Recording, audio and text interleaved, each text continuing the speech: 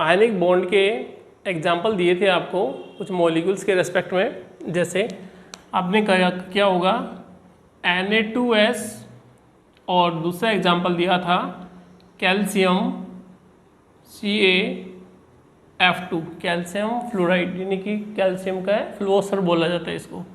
तो इसके लिए आपने क्या होगा सोडियम के वैलेंस शेल में इलेक्ट्रॉन्स कितने हमारे पास, एक इलेक्ट्रॉन, इसका भी एक इलेक्ट्रॉन, क्योंकि 2, 8 और 1 रखते हैं, इसमें भी 2, 8, 1।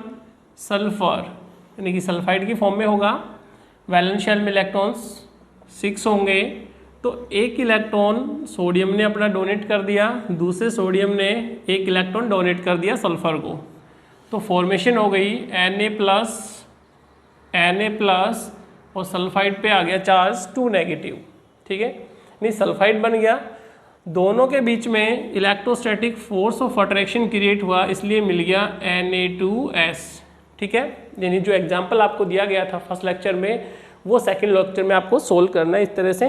नेक्स्ट इसमें अगर बात करें कैल्शियम की CaF2 को इस तरह से सोल्व करेंगे। कैल्शियम है, कैल्शियम की आउटर शेल के अंदर नंबर ऑफ इलेक्ट्रॉन्स 2 होते हैं, फ्लोरीन 2 रखे हुए हैं, वैलेंस शेल में इलेक्ट्रॉन्स फ्लोरीन के अंदर 7 होते हैं, 1, 2, 3, 4, 5, 6, 7। कैल्शियम ने अपना इलेक्ट्रॉन डोनेट किया, दूसरा इलेक्ट्रॉन डोनेट किया, तो इसलिए जो चार्ज आएगा कैल्शियम पे वो 2+ और फ्लोरीन पे चार्ज आके आ गया negative. Electrostatic force of attraction की वजह से दोनों आयंस कंबाइन हो गए in the form of CaF2। इसको फ्लोसर बोला जाता है, सॉलिड कंपाउंड होगा, ठीक है ना। ये एग्जांपल्स आपको दिए गए थे। अब सिंपल सी एक छोटी सी बात और रखेंगे आज यहाँ पे, लेविस डॉट सिंबल। देखिए लेविस डॉट सिंबल के बारे में जब आपको बताया जाता है तो बोला जाता है कि वैलेंस शेल के जितने इलेक्ट्रॉन्स हैं आप उनको डॉट साइन के साथ दिखाओगे। कुछ एग्जांपल आपको पहले भी बताए गए थे, जैसे वैलेंस शेल के अंदर जो इलेक्ट्रॉन्स हैं, कार्बन की वैलेंस शेल में 4 इलेक्ट्रॉन हैं, तो मैंने 4 इलेक्ट्रॉन्स को रिप्रेजेंट करना पड़ेगा इस तरह से। जैसे नाइट्रोजन की वैलेंस शेल में इलेक्ट्रॉन्स कितने होंगे, 5, तो हमने 5 इलेक्ट्रॉन्स को रिप्रेजेंट कर दिया। तो वैलेंस शेल के जो इलेक्ट्रॉन्स को रिप्रेजेंट करेंगे वो किसने बताया, लेविस ने बताया, इसलिए इनको क्या बोला जाता है, लेविस डॉट सिंबल बोला जाता है, क्योंकि इनकी रिक्वायरमेंट होगी बॉन्ड फॉर्मेशन में, यानी आयनिक बॉन्ड फॉर्म भी करेंगे इसमें भी और कोवेलेंट बॉन्ड फॉर्म करेंगे इसमें भी। तो सबसे पहले इसको सीख लेते हैं और वैलेंस शेल के इलेक्ट्रॉन्स और वैलेंसी के बारे में थोड़ा सा जान लेते हैं।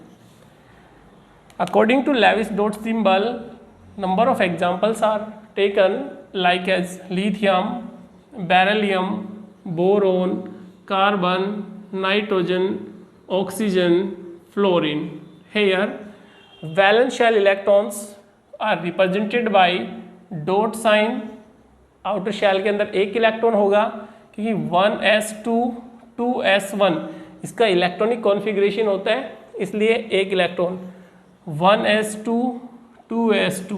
तो हम वैलेंस शेल के इलेक्ट्रॉन्स को रिप्रेजेंट करेंगे 2 इलेक्ट्रॉन्स, 3 इलेक्ट्रॉन्स दिखाएंगे इसमें 4 इलेक्ट्रॉन्स दिखाएंगे, here 5 electrons, 6 electrons, 7 electrons in case of fluorine, ठीक है ना। यानी वैलेंस शेल के इलेक्ट्रॉन्स को हमने रिप्रेजेंट कर दिया अकॉर्डिंग टू लेविस डॉट। अब बात करते हैं किसकी, कि भाई वैलेंस शेल के इलेक्ट्रॉन्स तो हमें समझ में आते हैं इलेक्ट्रॉनिक कॉन्फ़िगरेशन के बेस पे, लेकिन वैलेंसी टर्म्स को सीखते हैं। देखिए मेटल्स के केस में अगर बात करें तो जितने इलेक्ट्रॉन्स वैलेंस शेल में होंगे वही क्या कहलाएगी, उसकी valency. Number of electrons present in the valence shell in case of metal, ठीक है ना, that is known as valency. तो इसकी वैलेंसी कितनी हुई 1, इसकी वैलेंसी 2, इसकी वैलेंसी 3 वैलेंस शेल। लेकिन जैसे जैसे हम नॉन मेटल्स की तरफ चलेंगे, यानी कि 4 से ज़्यादा अगर होगा, 4 भी होगा, 4 से ज़्यादा होगा, तो नॉन मेटल्स के केस में टेंडेंसी हो जाती है एक्सेप्टिंग नेचर की। तो इसका मतलब मेटल इलेक्ट्रॉन्स को डोनेट करते हैं जबकि नॉन मेटल्स इलेक्ट्रॉन को एक्सेप्ट करने की टेंडेंसी रखते हैं। इसलिए नंबर ऑफ इलेक्ट्रॉन अपना ऑक्टेट पूरा करने के लिए, यानी कि नॉन मेटल्स है, ये नॉन मेटल्स इलेक्ट्रॉन्स एक्सेप्ट करने के लिए कितने इलेक्ट्रॉन्स की रिक्वायरमेंट होगी? 4 इलेक्ट्रॉन्स की। तो इसकी वैलेंसी कितनी हो जाती है? 4। इसकी वैलेंसी 5, इसकी वैलेंसी कितनी हो गई? 3 इलेक्ट्रॉन्स चाहिए, तो वैलेंसी 3, वैलेंसी 2 और वैलेंसी 1।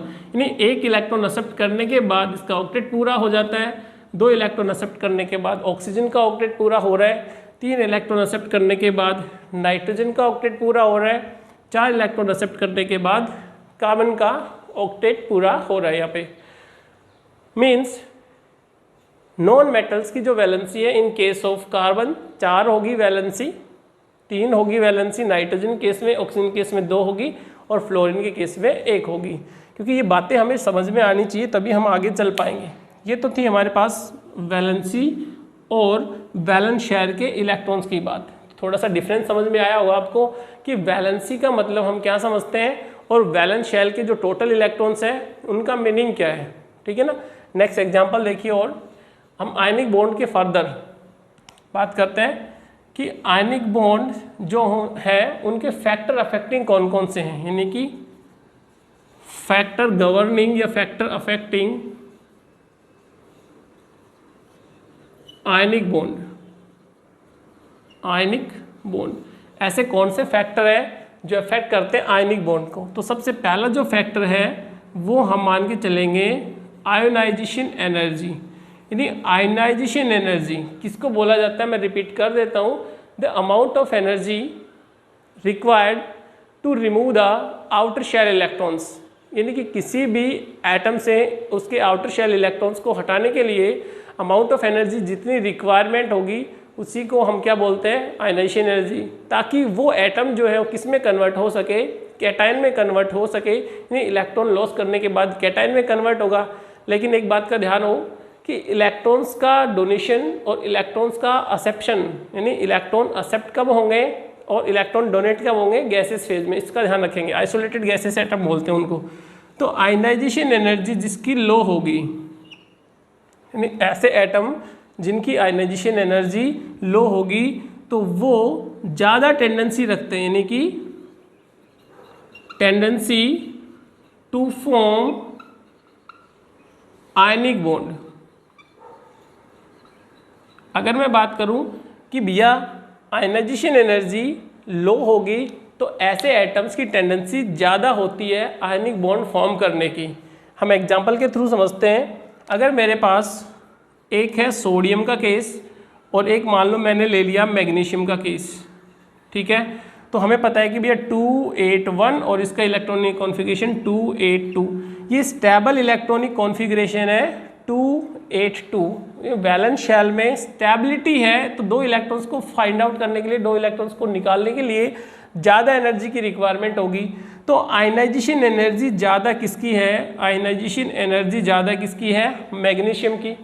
तो हमें आंसर मिलता है जब मैग्नीशियम की आयनाइजेशन एनर्जी ज़्यादा हो गई तो आयनिक बॉन्ड फॉर्म करने की टेंडेंसी सोडियम की ज़्यादा है, यानी sodium have larger tendency to form ionic bond rather than the magnesium.